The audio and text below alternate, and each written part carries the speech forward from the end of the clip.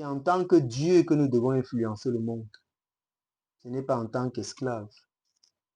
Parce que je me souviens à l'époque quand l'équipe du Cameroun était forte. L'équipe de football, bien sûr. On parle comme s'il y a un seul sport sur la planète. Il y a quelque chose qu'on disait souvent fièrement. On disait que le Cameroun ne joue pas contre une autre équipe. Le Cameroun joue contre lui-même. Donc quand le Cameroun veut gagner le match, il gagne le match.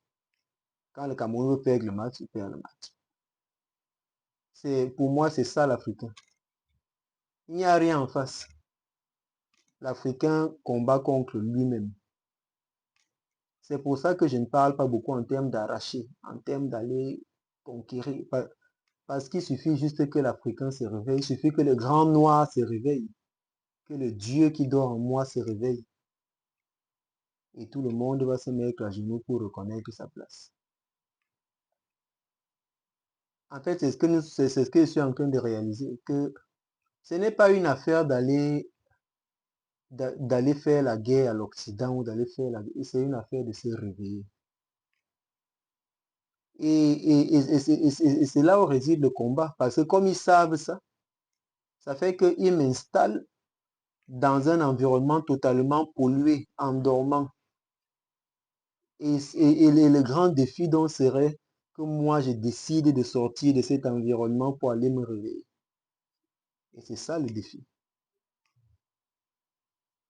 Beaucoup d'Africains pensent que le réveil de l'Afrique va passer par l'éducation. Éduquons les gens. Le réveil de l'Afrique va passer par la technologie. Il faut qu'on soit une puissance nucléaire. Mon bas, le réveil de l'Afrique va passer par le réveil de l'Africain. Tout simplement. Le réveil du grand noir.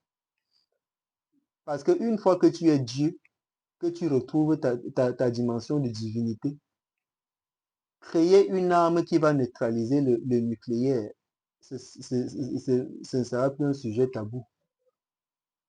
Et réfléchir pour changer le contexte. Parce qu'on ne se rend pas souvent compte que quelqu'un te contrôle parce qu'il te garde dans un certain contexte. Il te garde dans le contexte où il est fort. Mais si tu as la capacité de changer le contexte, tu arrives automatiquement dans un contexte où lui, il est totalement perdu et les données changent. Et, et c'est pour ça que souvent, du jour au lendemain, le fort devient souvent faible et le faible devient fort. Parce que simplement, il y a eu un changement de contexte. Et celui qui gagne la capacité de changer le contexte, c'est celui qui peut avoir une vue d'ensemble de la situation. Tu vois, tu peux être enfermé dans une salle. On te tape dans cette salle. Mais quelqu'un qui a une vue d'ensemble de la maison peut juste t'enlever et te mettre dans une autre salle. Mais toi qui n'as pas une vue d'ensemble, tu auras l'impression que c'est la seule salle qui existe plus c'est ce que tu vois. Et c'est ça le grand noir. Le grand noir, c'est l'Africain qui aura la capacité d'avoir une vue d'ensemble de ce qu'est la vie. Et il pourra juste savoir que bon, si je prends telle route, c'est ce qui me domine ici n'arrive pas là-bas, alors que c'est facile d'y aller. Simplement parce qu'il a une vue d'ensemble de la situation. C'est une réflexion. Comme dit certains, c'est je laisse ça comme ça.